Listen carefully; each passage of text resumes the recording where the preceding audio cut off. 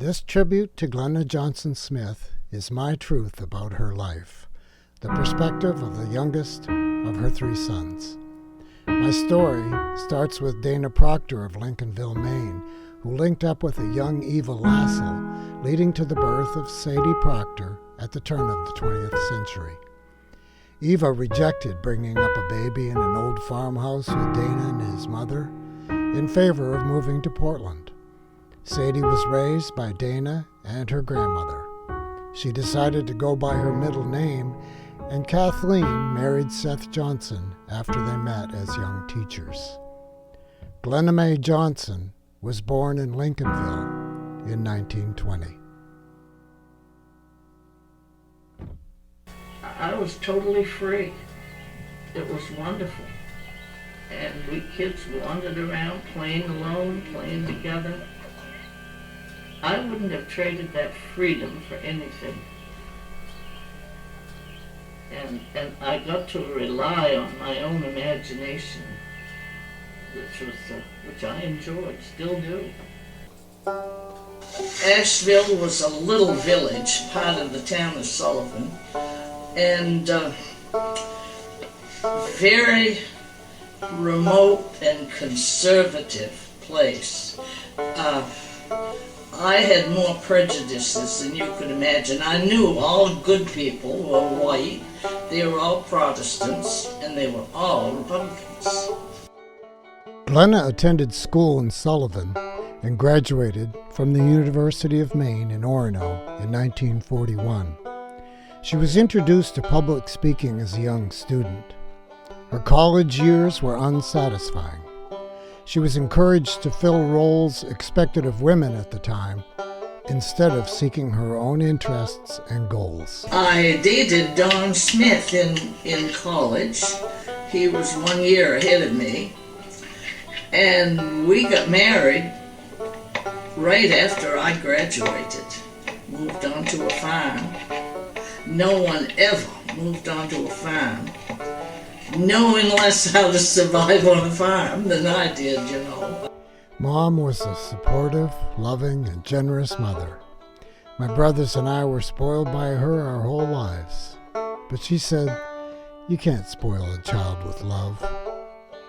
It was with surprise and pride when we realized how many talents she had, besides cooking for us and carting us from one sporting event to the next. Mom taught school for nearly 40 years, most of them at Prescott High School, where she co-directed plays with Dan Ladner, with Dick Lord doing sets and stage management. Among several plays she wrote, her Voices of Aldenville was a smash hit, performed all around Maine and New England by high schools and community groups. Glenna Smith. And Glenna, if you would start off, having written the play, if you could give us a little bit of the background, when you conceived the idea and how it came about. The play started out being poetry, and I've written it over the last 20 years or so. And only this winter, this fall, did Barbara say I had the courage to try to make a play of it. One Monday evening, when Maudie and Burton were sitting at the supper table, we need to buy a car. My folks aren't getting any younger than them way up there and back to the East River. Why, even in good weather, it takes all day to get up there, horse and rig. Now you there be no car for us. Automobile's a frivolous thing, and the money for the hardwood's been put by for our last sickness and our burying. We'll speak no more about it. He picked up his Bangor Daily and walked into the other room. On Friday, when Burton came home to supper, there in the dooryard was a shiny Model T. Now, who's here, I wonder? Burton muttered to the horse. But in the kitchen, there was only Maudie, kneading the biscuits and singing. Burton went to the sink to wash his hands. Whose board's that out there in the yard? Mine. The beautiful. And who in sweet tarnation's gonna pay for it? It's mine, bought and paid for. Gather with the sun. Burton smelled the haddock chowder, eyed the raspberry pie, and spoke more softly. Now, where'd you get that kind of money? I had a little put by. You putting money by and me working my knuckles to the bone daylight to dark? Where in thunderation did you get money to put by? Butter and eggs, quilts I sold to the summer folks.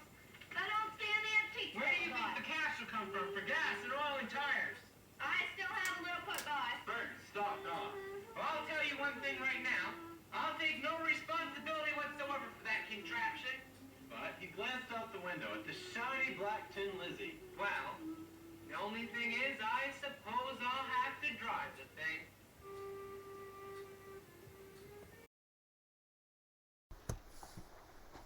Mom was a visual artist as well, starting in early childhood. She did a watercolor of her Aldenville to help a community group performing her play in New Hampshire. These are more of her works, a small sample of paintings and drawings hanging in homes throughout New England.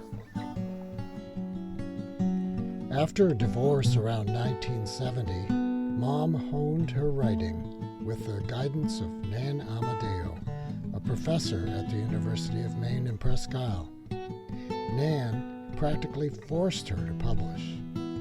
Kathy Olmsted gave her a voice in the Old County Woman column in Echoes magazine. Later, Kathy facilitated the publishing of Mom's 2 books, Old Maine Woman and Return of Old Maine Woman. And one day my sister-in-law, Polly Kirkpatrick, Donald's sister, called and she said, "Glenna, do you want to buy Richard Hort's house?" And I said, "Yes." She said, "Do you want to see it first?" And I said, "Yeah, I guess that would be a good idea." And Richard Hort they were friends of my sister-in-law, Polly. And they had 3 big sons, big boys, and this little house was getting pretty crowded. And they wanted to move out. No realtor would have ever shown me this house. The luckiest thing that ever happened to me.